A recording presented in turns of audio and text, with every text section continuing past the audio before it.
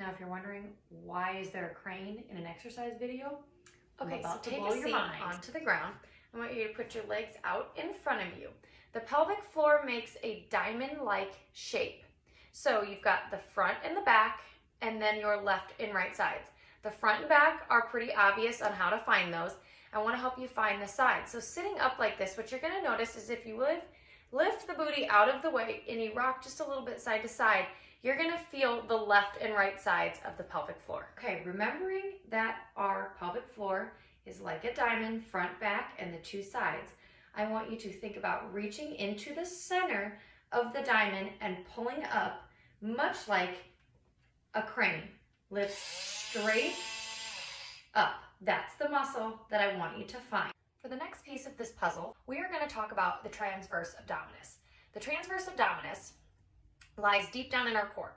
So we have our spine, we've got all of our little vertebrae that stack on top of each other. Around that we have another group of muscles, and their job is to stabilize that spine, stabilize all of those discs all the way up. Then right outside of those, we have our transverse abdominis. And the reason this is important is because their job is to help hold those up. That's the deep layer, way deep down in there, inside of our core. Now, if these puff out, what we call, my daughter calls the Santa belly, if those puff out when you're doing core work, or if you go, hey, punch me, and you go, and your belly puffs out, what happens is that's your transverse abdominis actually puffing out. Now, you're probably saying like, I don't know, it's way in there, I can't see it, why is it a big deal? It's not a vanity muscle. No, it's not. It's a functional muscle. It helps support the spine. So here's why it's important. It's important because it oftentimes helps prevent low back pain, which is super important because if you've ever known anyone who experiences low back pain, it's no joke. It's no fun. So if we can prevent it or help make it stronger, that's amazing. Here's the other reason that having the transverse abdominis, learning how to wrap it and control it, is so important. If you're always pushing out on your belly when you're doing a crunch or a leg lift or whatever you might be doing, what's happening is you're training that muscle to push out. Then your rectus abdominis, the six-pack muscles that we can see, the vanity muscles, they sit on top of that. And if the transverse abdominis can't lie flat, then neither can the rectus abdominis, which means we're always going to have the Santa belly or the poofing out, the pouch that most of us don't want. So that's why this is so incredibly important. All right, now that you've mastered part one, if you'll remember, that was the crane lifting the pelvic floor. So when you feel like you've got a good hang of that, I want you to add in this second part of abdominal hollowing. And for this, I'm going to use my rolling pin. We're going to learn to breathe with the rolling pin. So when you are out running or exercising or lifting heavy, if you see someone's chest really rising when they're it means they're breathing out of their chest, which is actually not the proper breathing technique for when we are working out. We want to actually be breathing from our diaphragm, which sits right in here. So what that means for women is that we want our air to stay in this section right here, not all the way up into our chest, because you'll notice when I breathe through my chest, I become very active in my sternocleidomastoid muscle, and it's too hard, and that ends up like when you get that pain, literal like pain in your neck, it's from breathing really hard in your chest. So we're going to breathe from the diaphragm. So what I want you to think about, step one, draw in the crane.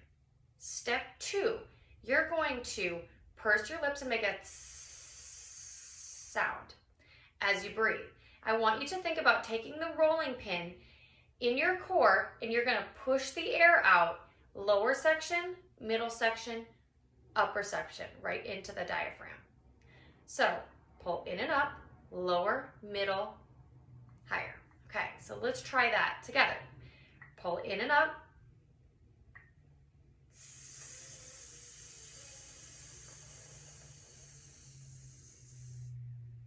And then you're going to be able to hold. The transverse abdominis, the muscles run this direction. They run horizontal in our fiber. So I'm using my fingers. I'm a visual person.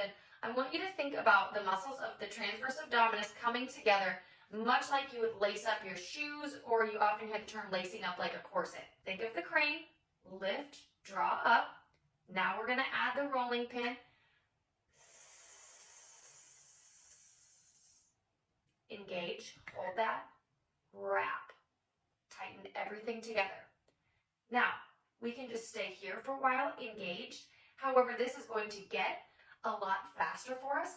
And we're going to use this for just about any type of move that we would do in exercise. So if I'm going to tell you to do a crunch, you're going to do this first. If I am going to tell you to do a bicep curl, you're going to do this first because it supports our spine. We are working our core in almost every single exercise that we do. So the abdominal hollowing is these three things that I've talked about put together. This is what I suggest you master first before we move on, and then we'll talk about actually some abdominal bracing.